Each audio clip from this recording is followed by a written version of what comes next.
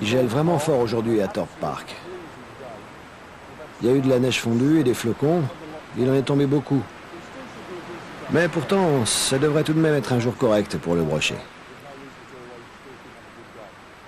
Le tout, c'est d'aller les chercher là où ils sont. Si on trouve l'endroit, il n'y a pas de raison de rentrer bredouille. On est tout au bout du lac, aujourd'hui. À cet endroit, c'est très étroit. Le fretin de l'année s'est rassemblé à cet endroit. Il n'y a pas plus d'1,50 m de fond, pour une largeur de moins de 4 mètres. Ce qui se passe, à mon avis, c'est que les brochets sont sur le fond, à l'endroit le plus profond. Ils y restent et quand ils ont faim, ils remontent pour chasser. C'est donc là qu'il faut pêcher. On va placer l'appât juste à cet endroit. Mais puisqu'il fait froid, il faut avant tout être bien couvert. Dans toutes les boutiques de pêche, on vous vend des vestes étanches, des pantalons étanches, des bottes fourrées et bien sûr, des chapeaux. Le chapeau est particulièrement indispensable car on perd beaucoup de calories par la tête. Or, par un temps comme celui-ci, quand il fait vraiment froid, le plus important, ce n'est pas d'attraper du poisson, mais d'avoir chaud et d'être bien, et de profiter de sa journée avec tout le confort possible. Bon, jetons un rapide coup d'œil sur le lac. Le cou de l'autre extrémité qui se trouve près de la palissade et dans les roseaux est sur la rive exposée au vent. Et c'est pourquoi s'y trouvent poussés beaucoup de fretins, des gardons et des perches. Il n'est pas impossible que le brochet les suive. C'est pourquoi, si on n'attrape rien ici, on ira peut-être essayer là-bas. En tout cas, je garde un œil sur ce coin du lac, car on peut toujours y envoyer un appât sous le flotteur dérivant, même à cette distance éloignée. Un peu plus loin, par là, il y a un autre très bon coin. C'est un lit de gravier qui s'enfonce sous l'eau avec un herbier sur le bord. Le brochet est parfois en embuscade sur le gravier en attendant le passage de proie. Si on envoie la ligne quand il est là, on a une bonne chance de l'attraper. Et là, sur ce coin du lac, c'est vraiment comme on en rêve pour pêcher le carnassier. Mais il faut être calme et silencieux. À l'heure actuelle, on voit des pêcheurs de brochets équipés de cannes et de moulinets ultramodernes et performants qui lancent très très loin. Ici, c'est pas nécessaire de lancer à 100 mètres. Si vous vous tenez bien tranquille, le brochet vient presque au bord, dans les roseaux. Il faut poser l'hameçon au bon endroit et on a de bonnes chances de sortir au moins un brochet dans la journée. Un autre bon coup là-bas, un peu plus loin, sous ces saules. Si les brochets quittent les eaux profondes pour suivre le fretin, ils viennent souvent directement sur ces hauts fonds pour suivre les bancs. Et si on regarde bien, on voit les petits poissons jaillir hors de l'eau en éventail lorsque le banc est attaqué par un carnassier. Dans ce cas, il suffit de prendre une canne et de lancer sur le poste pour prendre le brochet alors qu'il pourchasse les petits gardons. Traditionnellement, les pêcheurs de gardons utilisent un vieux flotteur qu'on appelle ici gazette. Je me demande bien pourquoi, étant donné qu'il ne vaut absolument rien dans ce cas. Il est trop gros, avec une forme ventreuse qui oppose beaucoup de résistance à l'eau. Et j'en ai même pas. Je ne peux donc pas vous en montrer. Mais croyez-moi sur parole, dans ma boîte, j'ai toute une série de flotteurs modernes créés spécialement pour la pêche au brochet. Je vais vous en présenter quelques-uns. Ça, c'est un flotteur à ailettes. Il sert à placer l'hameçon entre deux eaux avec une ligne graissée et il est poussé par le vent, car c'est un flotteur dérivant. C'est exactement le genre d'accessoire qu'il faut utiliser pour le coup exposé au vent dont je parlais tout à l'heure. C'est vraiment un bon flotteur moderne. Celui-là est fait pour pêcher quand il y a du vent. Je le règle comme ça et je le leste pour que le corps de balsa se trouve sous la surface. Il est donc très stable et bien visible de loin. Il est très fuselé de sorte que quand le brochet engame, il résiste très peu à l'enfoncement. Il est bien meilleur que le vieux gazette. Ce flotteur-là, je m'en sers quand j'utilise une neige très lourde, par exemple un maquereau entier ou un poisson de ce type, et que je veux qu'il dérive ou encore qu'il reste stationnaire. C'est un gros flotteur, mais qui convient bien et est très fuselé lui aussi, de manière à bien s'enfoncer. Je sais qu'il y a pas mal de pêcheurs qui sourient en douce quand je dis que je me sers d'un petit flotteur avec le paternoster. Et de fait, à le voir, on penserait vraiment qu'il reste en surface. Mais je vais vous montrer tout à l'heure que ce flotteur, en réalité, est sous l'eau quand il est monté. Il est préférable que le flotteur reste sous l'eau car lorsque le poisson engame, la ligne se tend à une faible profondeur et non en surface, et on peut ferrer beaucoup plus facilement. Par ailleurs, avec un petit flotteur de ce type, on utilise toute la portance pour maintenir l'hameçon dans la position que je vous montrerai tout à l'heure. Enfin, pour la bonne bouche, voici un flotteur dérivant avec petite voile. C'est l'accessoire qu'il faut avoir quand on veut le laisser dériver à longue distance. Il s'en va très facilement. J'ai attrapé des poissons à plus de 100 mètres avec ce flotteur. Vous voyez, ce sont tous des flotteurs modernes. Maintenant, je vais vous montrer les badlings dont on va se servir. À l'heure actuelle, on trouve de très nombreux badlings dans le commerce, mais moi, j'en utilise très peu. Pour être honnête, je vous dirais que j'aime bien pêcher simple. Avec les 4 badlings que je vais vous montrer, j'attrape 95% de mes poissons. Tous sont on ne peut plus simples. Je ne transporte pas tout un tas d'hameçons, de flotteurs, d'émerillons, de boucles, de tresses et autres. Voilà celui que je préfère. C'est une ligne flottante. Un petit gardon mort ou un autre petit poisson, un sprat par exemple, monté là-dessus, je peux vous dire que le brochet résiste difficilement. Regardez ce badling. Je fais un nœud ici, en calculant la distance en fonction de la profondeur de pêche que je veux. À partir de ce point, jusqu'aux hameçons. Les plombs remontent ici, ce qui empêche le flotteur de passer le nœud. Le flotteur remonte jusque-là. Je mets un autre plomb au-dessus de l'émerillon afin d'éviter que le flotteur ne vienne se prendre dans l'émerillon. Alors, la tresse. En fait, j'utilise 2 tresses. Celle du haut, qui a une quarantaine de centimètres, elle est attachée sur l'émerillon à un bout et à l'autre tresse à l'autre bout. Et c'est tout. L'intérêt de cette tresse, c'est qu'elle est au-dessus du poisson mort. Si le brochet engame à la remontée de lèche, il ne va pas mordre la ligne, mais le fil d'acier, ce qui évitera de casser. En bas de la seconde tresse, je place une agrafe pour attacher les hameçons. De cette façon, si je veux changer le badling avec l'appât sur la canne, tout ce que j'ai à faire, c'est d'ouvrir l'agrafe. Le montage est très simple. J'ai un émerillon, 2 hameçons. Et encore une fois, je sertis le fil d'acier plutôt que de le tordre. La taille des hameçons, 6, 8 ou 10, dépend de l'èche que j'emploie. Je monte 2 plombs swan sur la tresse pour lester l'hameçon et pour redresser le flotteur. Vous voyez, c'est très simple, sans rien de particulier, et ça marche très bien. Maintenant, voyons mon second badling. Il est également conçu pour une ligne flottante ou pour la pêche au manier, une méthode qui me permet d'attraper beaucoup de poissons. Je vous montrerai comment tout à l'heure. Il y a un triple hameçon à l'extrémité et un double plus haut. Cette fois encore, il s'agit d'une tresse sertie on ne peut plus simple. Je vous expliquerai tout à l'heure comment je place l'èche sur les hameçons. Les badlings les plus simples sont ceux qui marchent le mieux en général. Alors, voilà le numéro 3. Alors le troisième, c'est pour pêcher au fond. Et lui aussi, il est très simple. Il est fait d'une petite tresse avec 2 hameçons, exactement de la même manière que pour les lignes flottantes. Cependant, ici, il y a un plomb qui empêche ce flotteur de descendre sur l'émerillon. Alors, il est un peu spécial. C'est un flotteur Kevin Nash, un petit flotteur qui, quand il est dans l'eau, remonte et flotte comme ça. De cette manière, quand il y a des obstacles ou des irrégularités sur le fond du lac, il remonte le fil. Et le brochet, en engamant, ne rencontre pas une résistance due aux obstacles. C'est un truc très simple et très très utile. Ça, c'est donc une ligne de fond. Et là, voici le dernier. Alors, c'est le badling avec paternoster dont je vous parlais tout à l'heure. Là encore, il n'y a que 2 hameçons. Ce n'est pas vraiment la peine de pêcher avec 3 ou 4 hameçons ou des badlings compliqués. Avec celui-là, j'ai pris des tas de brochets et j'en ai pas perdu beaucoup. Or, c'est la simplicité même.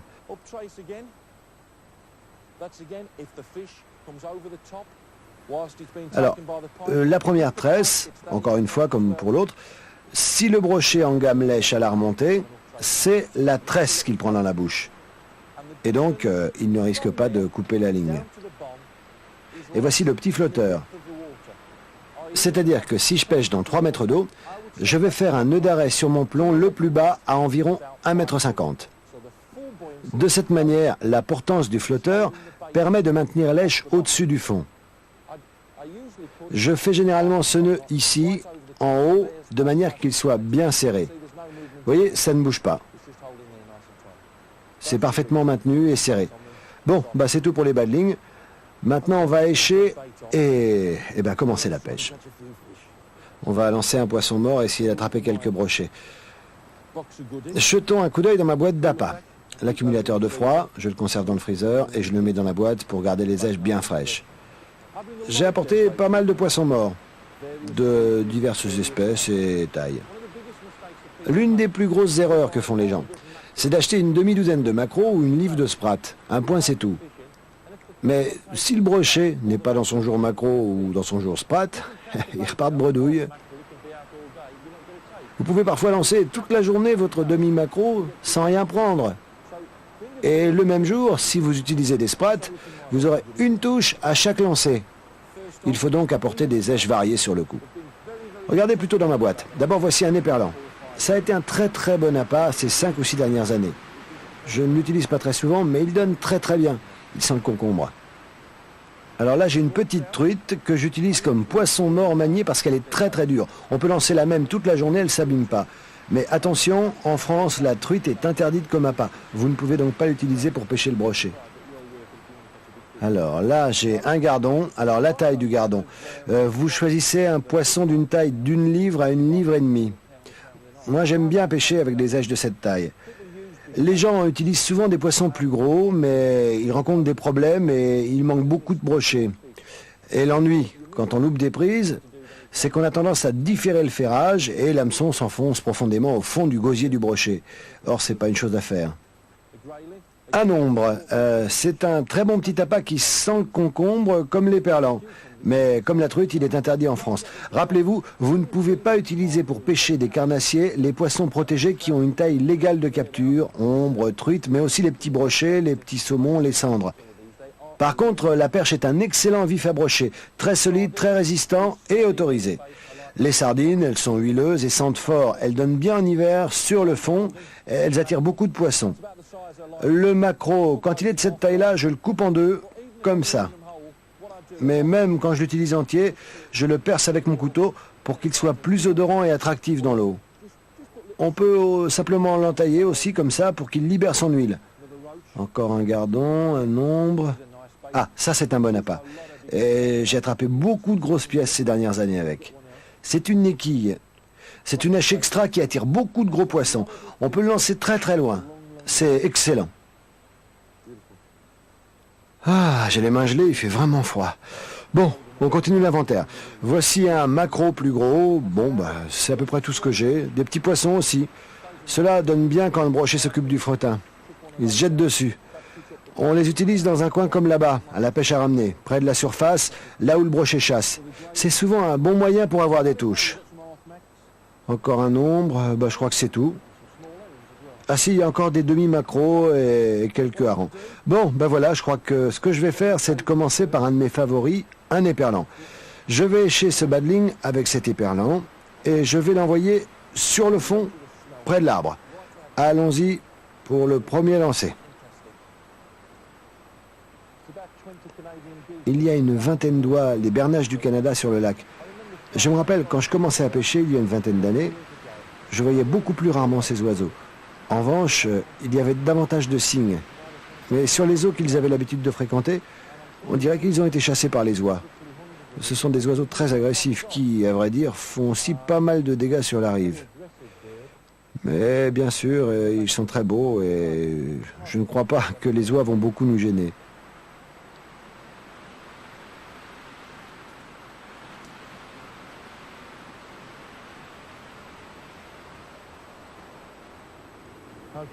Bon, maintenant on va lancer. Je vois beaucoup de gens qui font un gros effort pour lancer et n'arrivent pas à grand chose. C'est pourquoi je voudrais reprendre les bases du geste. On met une main ici et l'autre là. Celle-là pousse en même temps que celle-là tire. Voilà le lancer. C'est tout simple. Pousser, tirer. Beaucoup de gens, je crois, lancent avec une seule main. Mais c'est ridicule, on perd toute la puissance. On n'a pas de force. Bon, ça y est, on lance. Alors on place le pick-up au-dessus. On apprécie la distance, juste sous ces arbres. Et voilà. C'est bon, il y est. Super. On laisse la ligne descendre.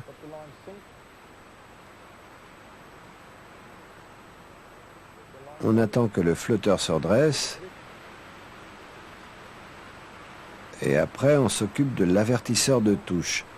L'avertisseur que j'utilise, enfin, celui que j'utilise aujourd'hui, c'est un détecteur électronique. Alors, le système est simple. Quand le poisson part, le fil coupe un rayon lumineux et ça déclenche le bruit que vous entendez. On sait ainsi que le poisson vient de partir. Alors, ce que je fais maintenant, regardez, j'installe ce qu'on appelle un détecteur. Alors, celui-là, ça s'appelle un écureuil. Quand le poisson vient vers la canne, le poids fait descendre le fil. De cette manière, s'il y a un toc, il monte comme ça et il tombe. Ok, il faut enrouler un peu comme ça. Il tombe facilement, mais c'est ce qu'il faut. Il faut qu'il tombe au moindre mouvement du brochet. Voilà. Doucement, délicatement, en finesse. C'est bon. Maintenant, on est prêt. Voilà. On va pouvoir en lancer une autre. On va prendre celle-là. Alors cette ligne, c'est le paternoster. Comme mèche, on y met une petite truite.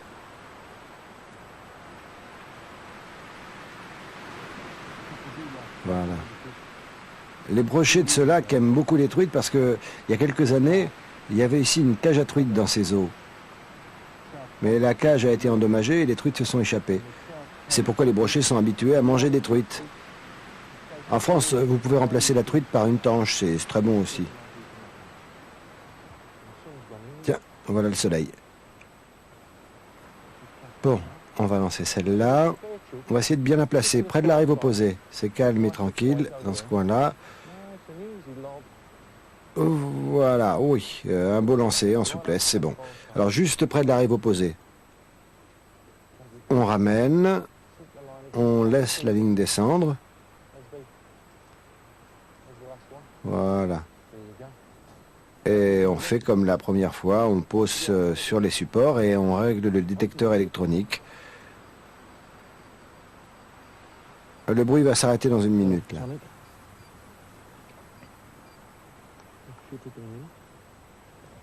Voilà. Maintenant, on n'a plus qu'à attendre la touche pour les deux cannes.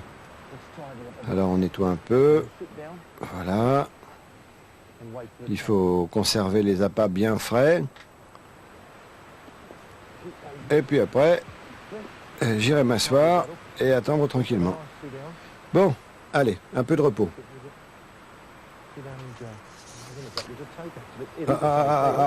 Ah, c'est peut-être bien une touche ça. Nous regardons. Oh oui, c'en est une.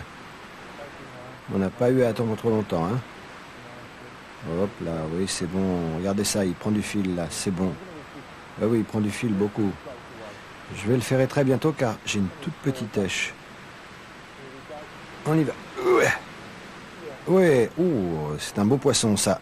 J'ai l'impression qu'il est gros. Oui. Oh, le coup de queue. Ouf. Les brochets font ça souvent, un coup de queue dans la ligne. Oh. C'est une belle bête. Il vient doucement. Bien, ok, doucement. Ouais, c'est bon. Il doit être tout près maintenant. Il vient. Il doit être tout près dans les arbres là. Ouais, c'est un beau poisson, hein. Vous voyez ça?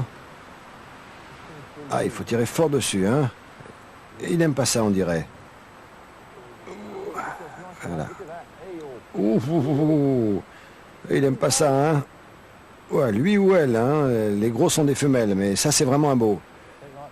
Assez grosse pièce. Oh, 20 livres peut-être. Ah, il est superbe. Ok. On attrape doucement l'épuisette. Voilà. C'est bon, on y va. Il doit pas être loin maintenant. Oui, oui, c'est un gros ça. Oh yeah, Oui, c'est vraiment un gros, un très beau. Il doit pas être loin des 20 livres là. Oh là, vous avez vu? Allez, doucement, doucement.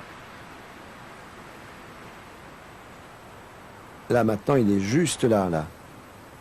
Ah oui, oui, c'est un beau. Ouais. Très, très beau poisson. Ah, c'est pas encore fait, hein. Vous voyez, il embarque tout, quoi. Allez, allez, doucement, mon mignon. Viens par ici. Viens là. Oh, il est beau, hein, vous le voyez? Allez, allez, allez, c'est presque bon. C'est presque fait, là. Allez, viens, ma beauté, viens dans l'épuisette, c'est bon.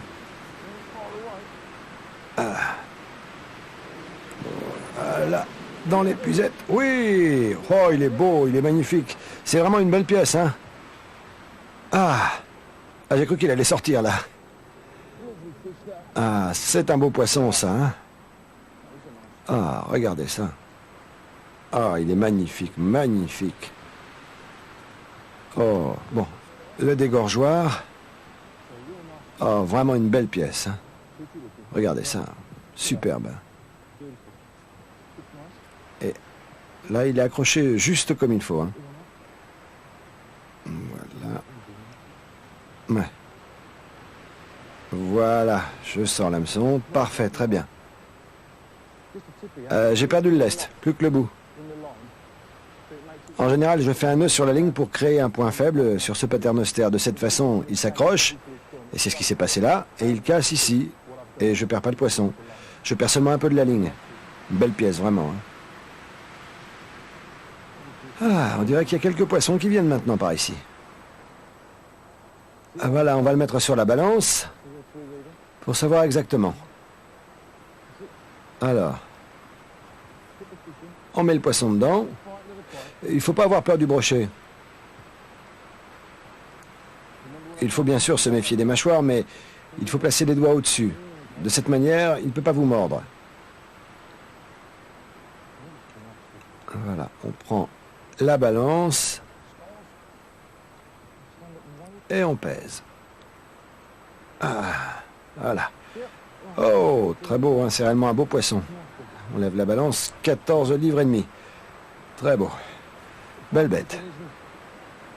Mais avec le brochet, on n'attrape pas toujours des très grosses pièces, hein. C'est bien d'avoir pris celui-là. Il est vraiment superbe. Regardez ça. On va bien le regarder. Ah, quel beau poisson quand même. Il est assez maigre, comme beaucoup de brochets à cette époque de l'année. Alors justement, ils viennent dans ces eaux peu profondes pour suivre le fretin. Dans 2 mois d'ici, il sera complètement rempli de milliers et de milliers d'œufs. Il sera alors bien plus gros. En tout cas, c'est un très très beau poisson. Bon, on le remet à l'eau tout de suite? Allez, au revoir pour aujourd'hui, mon grand. Ok, il faut le tenir tout près du sol. Comme ça, si on le fait tomber, il ne tombe pas trop. On y va. On va le remettre à l'eau. Ouf, c'est difficile de le remettre à cet endroit. Alors, on le laisse glisser, hein. On le laisse glisser dans l'herbe. Ah, très beau poisson, hein. Très bien, ça va. Beau poisson. On va remettre une èche rapidement car il y a pas mal de poissons dans le coin, je crois. Bon, ce que je vais faire maintenant peut sembler un peu bizarre car je viens d'attraper un brochet à l'aide d'un poisson posé sur le fond. Ce que je vais faire maintenant, c'est imiter un poisson vivant en le maniant. Parce qu'il y a manifestement quelques poissons dans le coin et quelques très gros sûrement parmi eux. Je vais essayer d'imiter avec l'èche un poisson vivant. C'est un gardon. Le même hameçon ici, vous voyez, un petit hameçon là, piqué dans le flanc. Ah, il faudrait que le soleil se décide là. Il vient, il part, neige fondue, neige, soleil, nuage. Ouf. En tout cas, on a attrapé un brochet. Alors, nous allons lancer ce poisson et on va pêcher en le maniant. Attention de ne pas emmêler le fil. C'est bon, c'est bon. Alors, on va lancer sur le même type de poste, sur les hauts fonds où les poissons montent. Voilà, un joli petit lancer tout en douceur. On laisse descendre. Moi, généralement, je compte les secondes. Le poisson mort descend. Je compte 5, 6, 7, 8 et je commence à récupérer. C'est bien de compter car au moment de récupérer, on sait à quelle profondeur il est descendu. Là, il est descendu pendant 8 secondes. Et je ramène. Si j'attrape un poisson de cette manière, je saurai au prochain lancer à quel niveau les brochets se trouvent et je compterai 8. On relève un peu la canne, on laisse descendre. Stop. Il faut essayer de rendre l'appât aussi vrai que possible. Imaginez que ce soit un poisson blessé. Le vieux brochet veut bien suivre un poisson très lent, mais il ne veut pas être entraîné trop loin. Il préfère toujours les proies faciles, comme ce gardon malade, espérons-le. Ça va bien.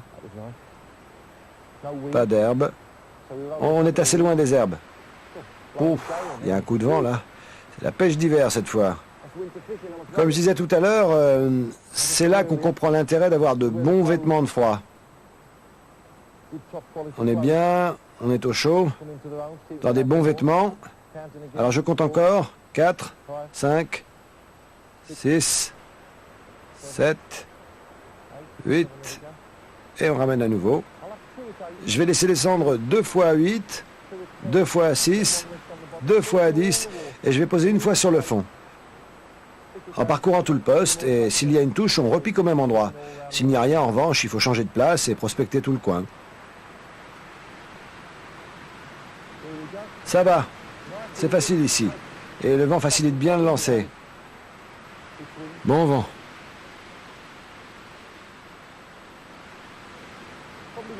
C'est sans doute une pêche très sous-estimée, le poisson mort manié.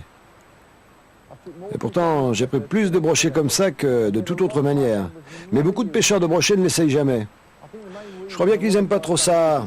C'est qu'il faut se lever de la chaise et arpenter la rive. Sans doute, par un jour froid comme aujourd'hui, c'est pas trop agréable de rester comme ça dans le vent. Mais on est venu pour attraper du brochet, et pour le brochet, il ne faut pas avoir peur d'avoir froid et de se bouger un peu de son siège. À nouveau, on va compter. 4, 4, 5. Cette fois, on essaye en ramenant plus lentement. Doucement.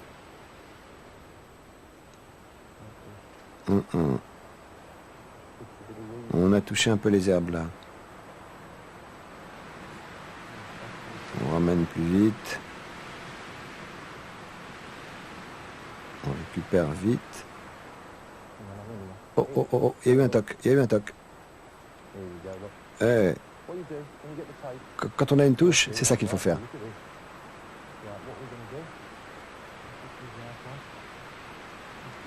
Ah oui, c'est bien engagé. Voilà, vous avez vu ce que j'ai fait? Il faut laisser la bouche s'engager un peu pour piquer bien comme il faut. Et voilà, c'est ferré. Celui-là aussi, il est beau. Un gros. Ça y est, ça y est, ça y est, il part. Fantastique. C'est pour ça que le brochet, c'est si merveilleux. Vous parlez d'un départ. Oh là là là là. Et il s'est arrêté. Vous voyez, le brochet roulé sur lui-même, il frappe sur la ligne. Ah. Oh. Il revient maintenant. Ah oui, il est beau, il est beau, il est beau aussi, lui. Superbe. C'est bon. Voilà. On se déplace doucement.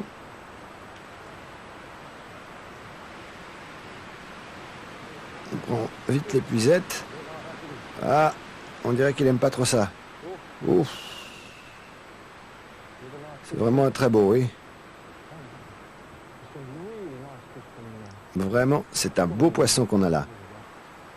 Il vient.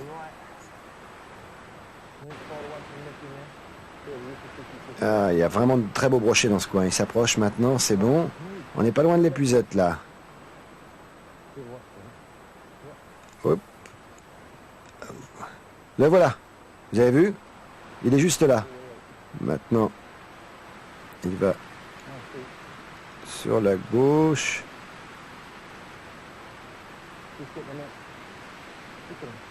Hop, hop, hop, hop, hop, hop.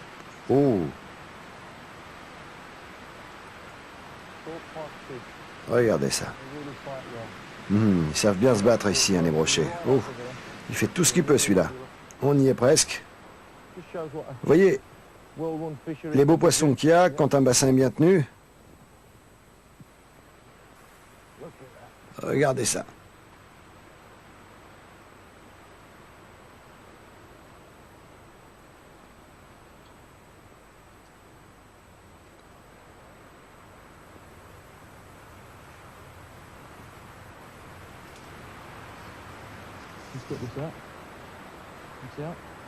Voilà.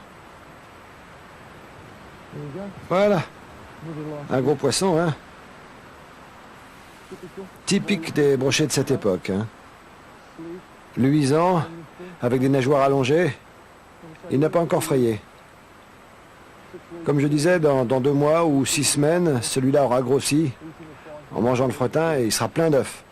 C'est un très beau poisson. Un bon combattant. Oups. Oh. On va le ramener. Il a joué son rôle aujourd'hui. Il nous a donné beaucoup de plaisir. On va le traiter avec le respect qui lui est dû. On va le remettre. On le laisse glisser. C'est ça, pas de problème. Ah, il se sent mieux là, hein? Il s'en va. Chez lui et indemne. Si le poisson se met sur le flanc, il faut le saisir, le tenir droit, et en 2 minutes, il retrouve ses forces et sa puissance. Il ne faut jamais laisser un poisson s'en aller comme ça sur le flanc sans attendre, parce que s'il s'en va au milieu, vous ne pouvez plus le récupérer. Il faut être sûr qu'il est bien droit. Attendez qu'il soit droit, qu'il soit bien remis, et laissez-le partir. Bon, on va mettre un autre appât en espérant qu'on va prendre encore d'autres poissons.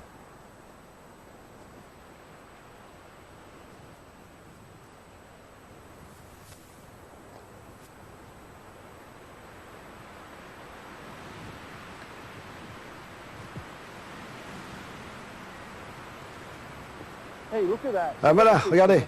C'est un petit poisson, mais c'est un malin. Regardez ça. Et il va bien pour un petit brochet, hein. Très bien. Il fait un match incroyable, vous voyez ça? Un vrai petit dur. Il a pris un hameçon en potence.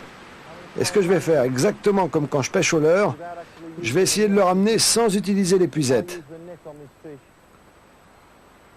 Parce que si avec un poisson comme ça, je prends l'épuisette, on va complètement s'en mêler et on aura du mal à se dépêtrer. C'est bon, tout droit dans les roseaux. Je l'ai là. Voilà, c'est bon. Vous voyez? Voilà.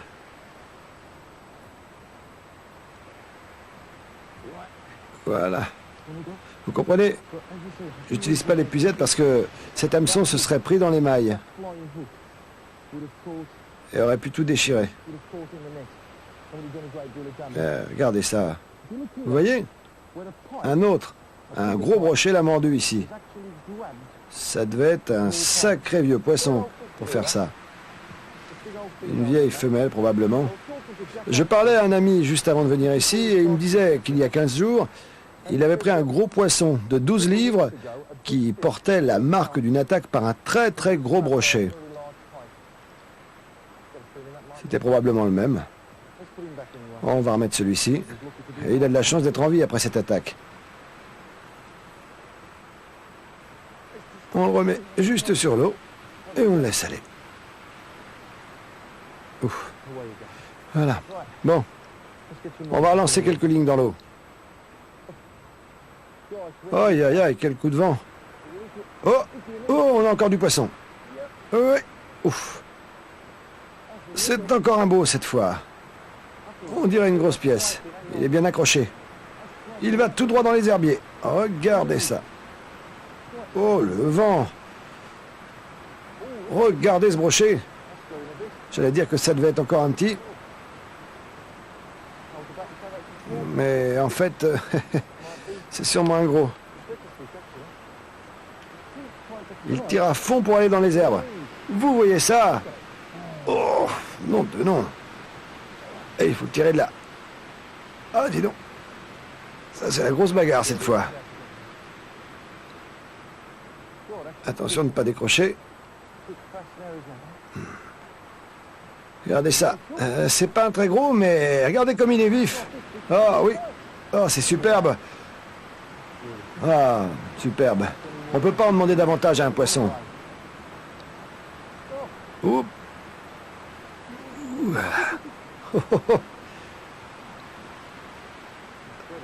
Ah, vous avez vu son départ, hein? Incroyable, hein?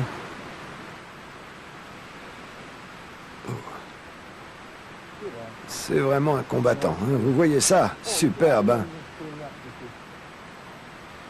Vous voyez comme il est long et fin. Il n'est pas encore prêt. Ne vous pressez pas trop de ramener un poisson. Laissez-le doucement travailler. C'est un brochet moyen et mince. Regardez-le se battre. Là, c'est bon. On est prêt.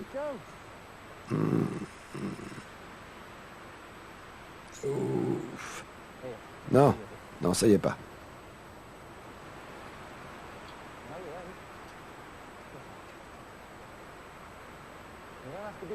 Il n'a pas besoin d'être gros le brochet pour se battre, hein. C'est pas un très gros poisson. Je crois que maintenant, il est presque prêt. On prend l'épuisette. Oh oui, superbe poisson. Ouh. Et voilà. C'est pas évident de ramener un poisson ici. Oh, c'est encore un superbe spécimen du lac. Regardez ce beau poisson. Ah. Ah là là, la vie vaut la peine d'être vécue, hein. Tous ces poissons superbes. Voilà. Il est piqué comme il faut. Si vous regardez la gorge, vous verrez qu'il y a une excroissance, vous voyez?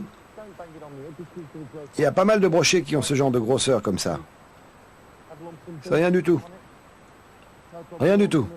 Peut-être quelque chose qu'il a mangé, peut-être une perche, les épines qui se sont enfoncées et ont fait ce kyste.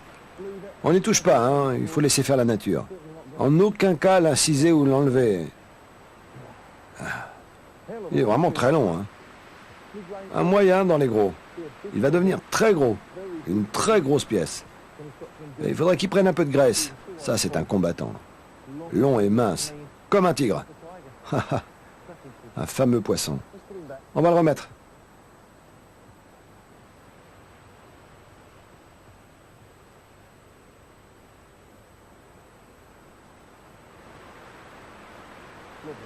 Ah, il est superbe. C'est bon. On tient doucement. Bien droit. Ça va bien. Superbe. C'est pas grave si le brochet va directement au fond de l'eau quand vous le remettez. Il va sans doute droit à la touffe d'herbe la plus proche pour s'y remettre une heure ou deux. Et puis il s'en ira.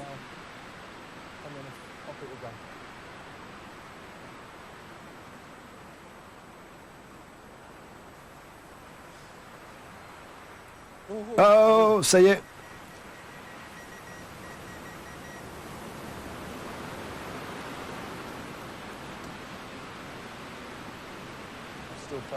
Il y a quelque chose qui remue au bout.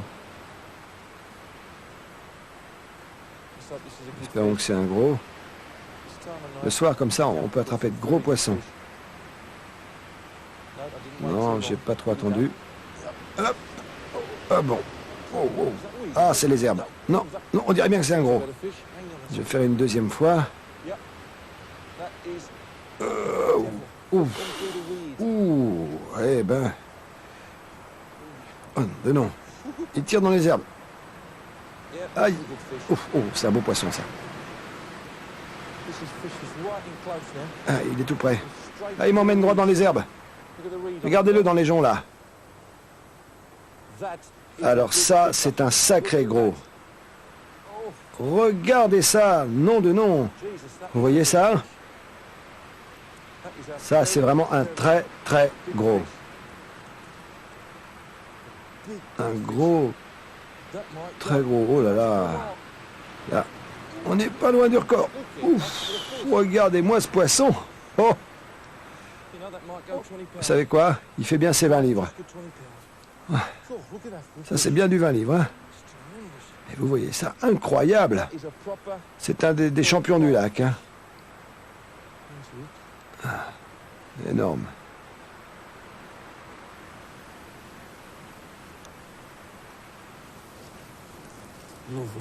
Très bien. Oh. Ah, je crois qu'il fait bien 20 livres. Hein.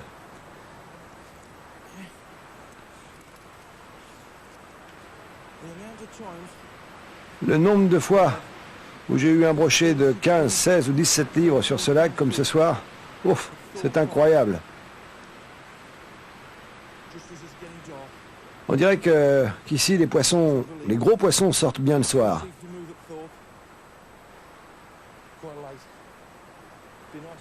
Ah, ça serait bien de finir la journée avec un de 20 livres. Hein.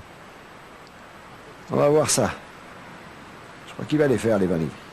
20, 21 livres. Ça, c'est un beau poisson. Ah, on a fait un beau final, hein? Tout se passe bien. C'est vrai qu'on a eu un peu froid pour commencer. Mais vous voyez comment ça finit. Plusieurs gros. Et maintenant, celui-là. Vraiment, quelle belle petite bête. Ça, c'est mon sang, hein. Il n'est pas blessé. C'est moi. Vous voyez, elle m'a mordu un peu le pouce. Ah, mais je lui en veux pas, parce que c'est un poisson absolument fabuleux. Vous voyez ça? 20 livres de brochet. C'est le rêve du pêcheur de brochet. Alors là, on rêve, tout éveillé. Hein. Allez, on va le remettre. Vous savez quoi? Je vois bien qu'il va se mettre à pleuvoir. Je vais vous dire, après ça, on rentre à la maison. Bon, on va le remettre. C'est le bouquet final de la journée. Hein.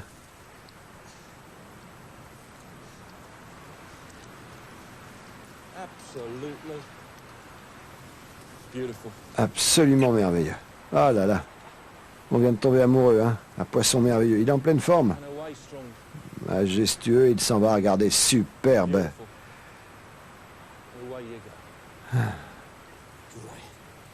Magnifique. Et voilà, ça a été une journée superbe. Une belle journée sur le lac et une belle prise de 20 livres. Un beau couronnement. Bon allez, on ramasse.